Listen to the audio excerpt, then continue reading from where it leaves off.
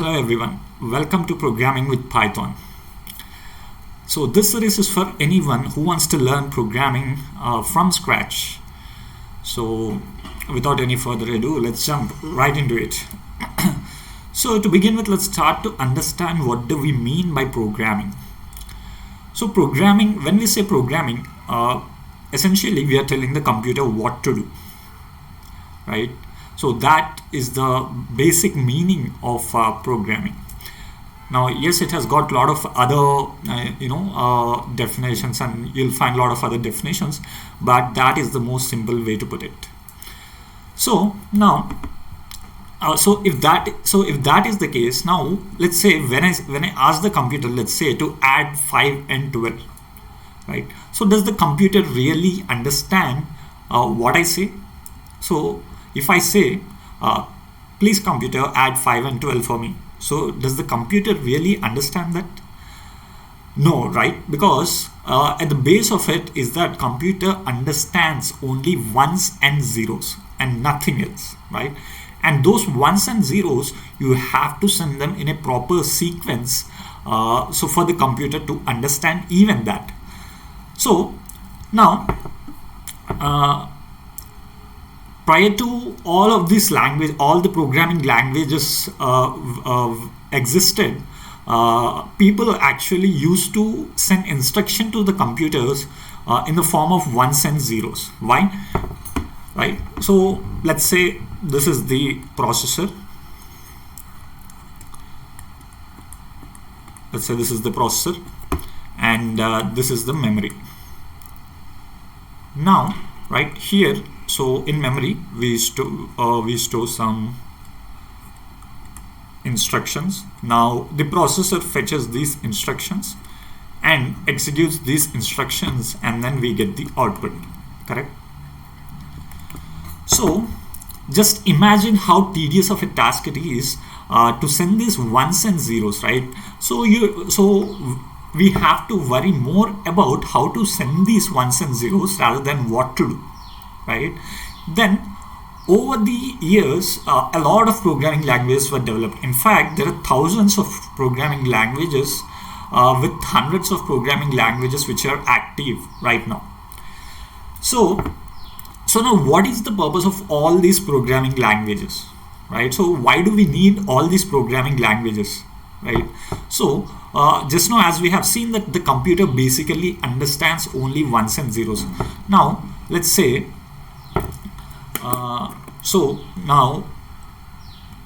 let's say I write a simple statement in Python. Don't worry about what it means. Let's say print of hello. Okay, so basically what this statement does is it just prints hello to the display. Okay, now so when I give this instruction to the computer, does the computer actually understand? No, right? So this is where the high-level programming languages like Python, Java, C, C++, all these programming languages come into help, right? So what these programming languages does is that they take this instruction or this set of instructions that we give, and then they convert these set of instructions into ones and zeros, which we call it as machine code. Right? It is called as machine code because it is the code that the machine understands. So these instructions gets converted to ones and zeros, and once this instruction gets converted to this machine code, now the machine can easily understand these instructions, right? So so now it can easily understand, and it executes these instructions and gives the output, correct? So this is where all these programming languages are extremely helpful, in that they act as a bridge, right, for us, so that we can tell the computer in our language, and these programming languages help those instructions to pass into the system by converting them into machine code, right? So at the core level, this is how all of the higher level programming languages works. So now let's come to Python specifically, because we are learning Python. So now let's try to understand how Python works under the hood, right? So let's take a very simple program. Now, so don't worry about it. So all this program does is that, so what I'm trying to do is just print hello. Okay, so all this program does is that it prints hello to the output device or to the display. Now to run this program, so if you look at the terminal, so I have to type Python and I have to give the file name, and then when I press enter, sorry, let me save it. So now you see that I get the output as hello. Now how did Python actually help, right, in converting these instruction into machine code? So let's look into how Python exactly helps, right? So now as you have seen,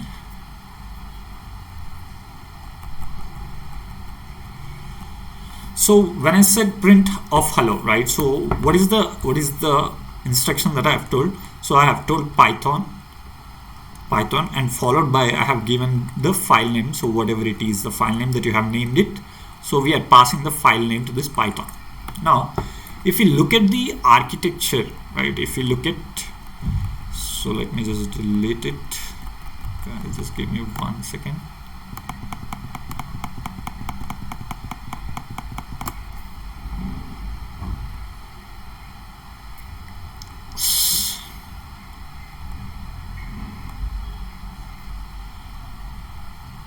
So now,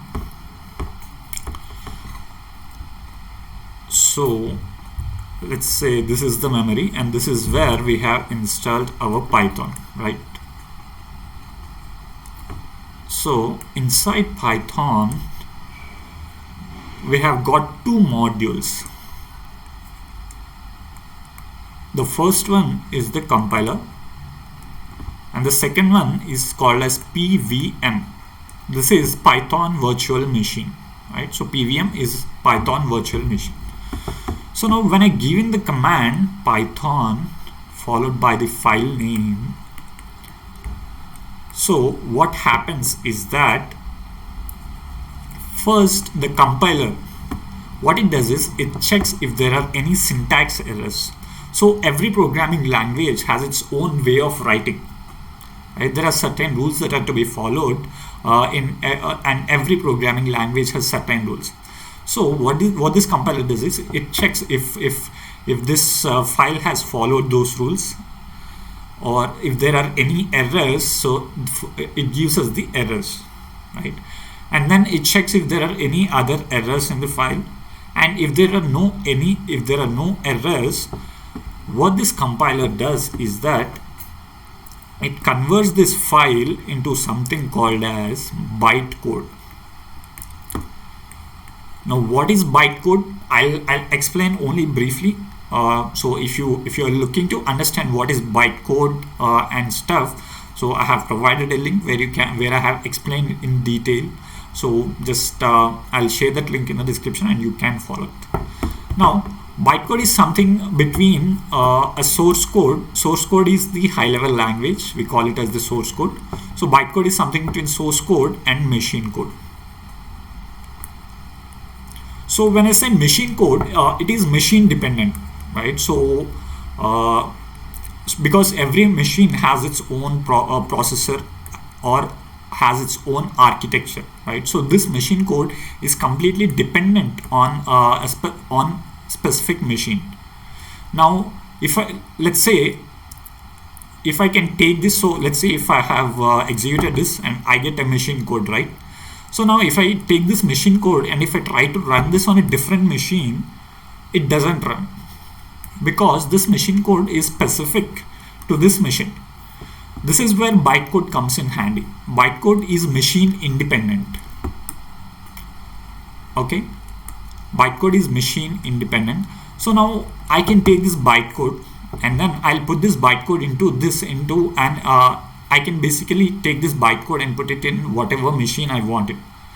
So alright, so bytecode is machine independent. I can run it from any other machine. So that's all you have to understand. So now this compiler converts this file into the bytecode and then it passes it on to the Python virtual machine. Now what this Python virtual machine does is that it converts this bytecode into machine code.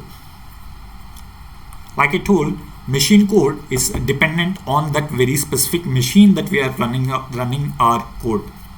Okay.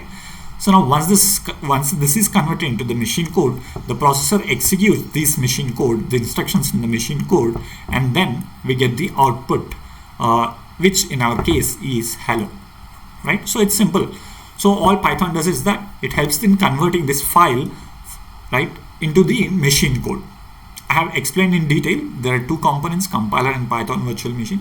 You need not bother too much about it. So all you have to understand is that it helps us in converting the high level language, the source code, into the machine code, right? And once it gets converted into the machine code, the processor executes the instructions in the machine code and we get the output, right? So this is how Python works under the hood, right? It's interesting and it's exciting.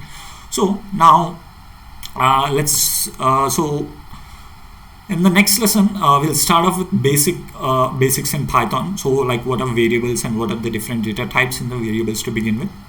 So thank you.